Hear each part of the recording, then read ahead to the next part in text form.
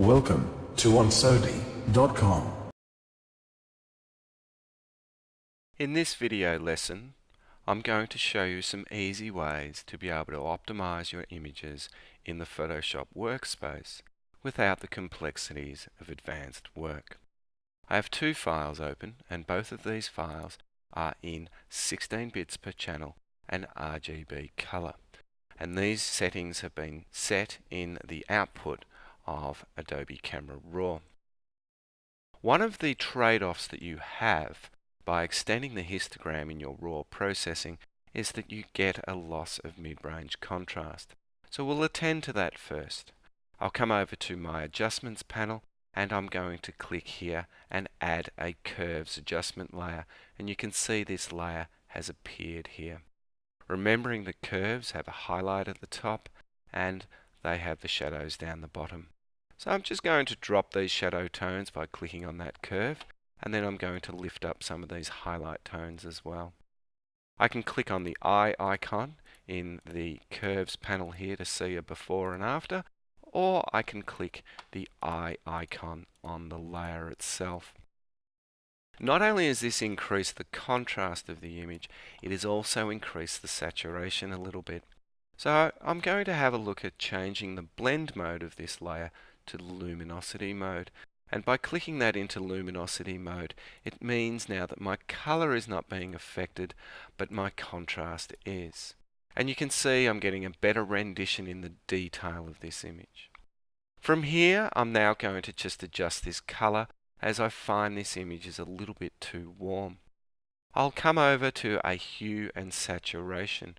Remember, we can also add a hue and saturation from this icon down here, and this will open up our hue and saturation layer. Coming to the properties panel, I'll click on the target adjustment tool to make that active, click over here in the background and drag that to the left.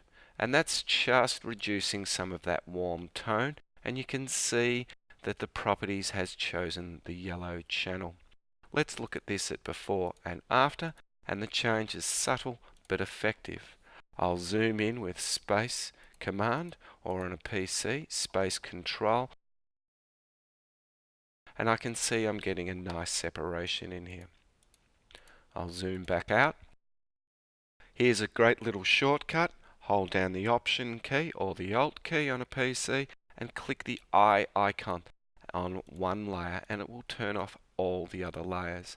And you can see that the addition of these two layers has improved this image. I'm now going to prepare this for sharpening.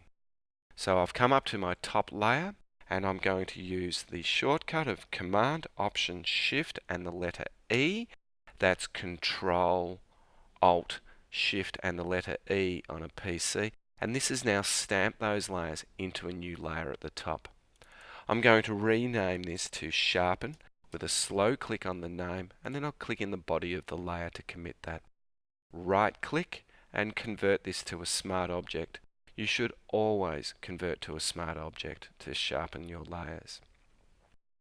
Once that is converted across to a smart object, I'm going to come up to Filter, Sharpen, and I'm going to use Unsharp Mask, and here is my default settings from previous. 150% at 1 pixel, and that's a very good range to start with on a file size that's quite large. In this case we're looking at about a 20 meg file, and I'm getting a nice separation here.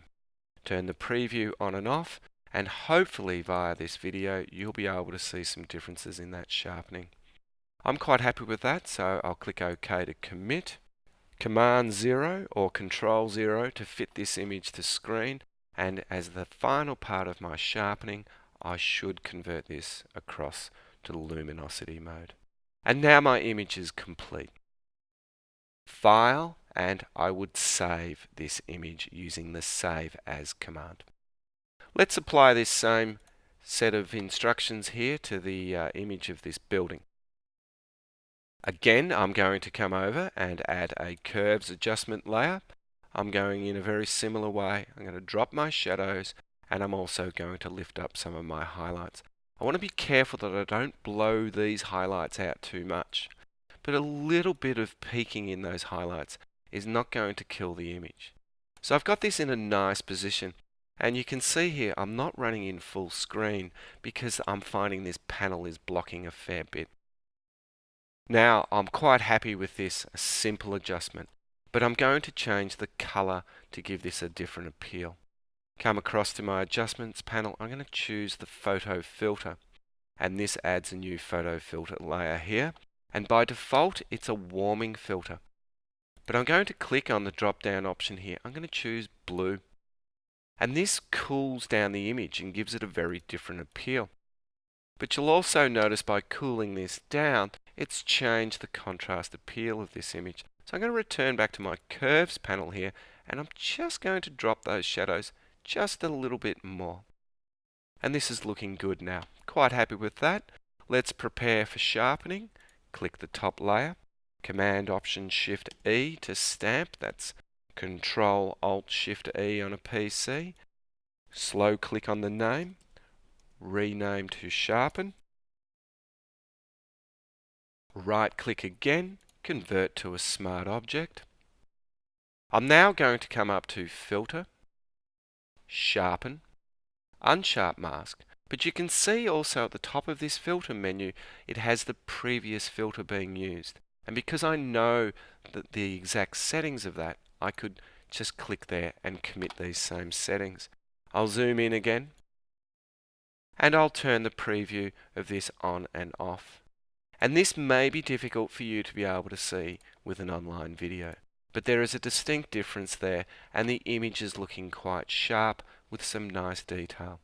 I'll click OK to commit that, and I'll zoom my image out again. This time I'm using the space and the option. On a PC you would use the space and the Alt. So I'm happy with this file. File, Save As, and I would save this to my hard drive. Practice this simple and easy technique on some files of your own, and in the next video I'm actually going to show you another way of being able to do this that's a little bit tricky but is highly effective. So keep practicing and have fun.